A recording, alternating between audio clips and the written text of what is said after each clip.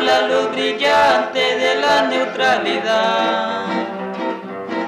Vamos todos apoyados del uno con el otro, rescatando los valores de gran civilidad. Hi everyone, I'm Paolo from the buying team in the UK, and we're here in the LUSH shop in Brussels to meet two very important people who have a big part to play in our new peace massage bar. Jesus Emilio and Noelia are from a peace community in the north of Colombia who grow the cocoa beans that makes the cocoa butter that goes into peace. This is in the middle of where the civil war has been in Colombia, and it's a community of rural farmers who have decided to have nothing to do with the violence. They don't take up arms, and they want to live in peace on the land. And they're being attacked from both sides, from the guerrillas and from the army and the paramilitaries. So I spoke to them earlier today to hear a bit more about their story. I wonder if we could just start by you telling us a little bit more about the history of the community. Bueno, la historia de la comunidad de paz. The peace community of San Jose is located in northwest Colombia in the municipality of Apartado and is spread across 32 villages. The fertile banana-growing region is rich in minerals like gold, as well as oil and coal. The government has a vested interest in clearing the farmers off the land because various multinational corporations want to access it for mining and industrial agriculture. En el corregimiento San José de Apartado. There is an ongoing 40-year civil war in the region between the government and left-wing guerrillas, and the area is geographically and strategically important. The farmers are caught in the middle of this and are pushed to take sides in the conflict, which makes them a target. Those who remain peaceful are viewed with suspicion by both sides and attacked. There is armed repression by the police and the army, and they have close ties with the right-wing paramilitaries who have taken control of society there and who have been responsible for most of the killings. Y el campesinado nos ha tocado trabajar muy duro, ¿no? The farmers have been hit very hard. As well as the effects of being in the middle of the armed conflict, there's also a struggle for us to stay united and cooperate with each other. The war destroyed our schools and our health centres. Many people were killed, had their houses burned, or were displaced.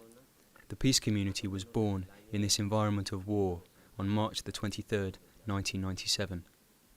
The presence of the state does not exist there now, and it is an area without any social investment. There are no government-funded schools or health centres.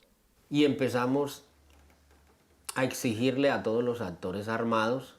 We began to demand all of the armed actors to respect the lives of the civilian population, and we denounced at the national and international level all of the barbarity that was being committed against us, and we demanded justice. But this has not been possible. Until today there has not been justice. People continue to be murdered by the paramilitary and the army. The guerrillas have also caused many deaths, and it is therefore a very difficult situation. When we declared the peace community, we were around 2,300 farmers. Since then, they have murdered nearly 200 of us, which is 10% of our population. Others could not bear it and had to leave the community. It's been very hard, but what we have been doing is to try to reconstruct and maintain the social fabric. We returned to farming, to sow crops for food, and we began to reclaim our land. The schools have been rebuilt, and we're rebuilding the health centre. So we're rebuilding all the social fabric that during those years had been destroyed. The community has about 10 key locations, and apart from this, there are many more farmers in the region who are our neighbours. We struggle for the rights of our members, but also for the other farmers. To be a part of the peace community, people need to comply with our rules. The main ones are not to be part of any armed group or carry arms, not to support any armed group directly or indirectly with any type of assistance or food or information. We do not allow alcoholic liquor or drugs in the community, and we also have community work groups where every 8 days we get together and work on common projects together. So, what difference does it make having the market with LUSH to sell your cocoa to? Bueno, pues yo creo que lo del mercado. I think that the market is very important because it can lead to regular business, and we can find a price that suits LUSH and the community. It can be a beneficial relationship for both of us. We have a production of between 80 and 100 tons with the organic and conventional cocoa combined. It's not all certified organic because certification's an expensive process and we need to know that we have a market first. Actually, we don't use chemicals on any of it. We have a lot of difficulties with the internal market in Colombia for sure, due to the social and economic control of the paramilitaries. In the past, sometimes they've robbed us of lorries with several tons of cocoa, and in order to shut our business down, they block the sale of our products. This is why we need to sell internationally, because this is where we have access to a market.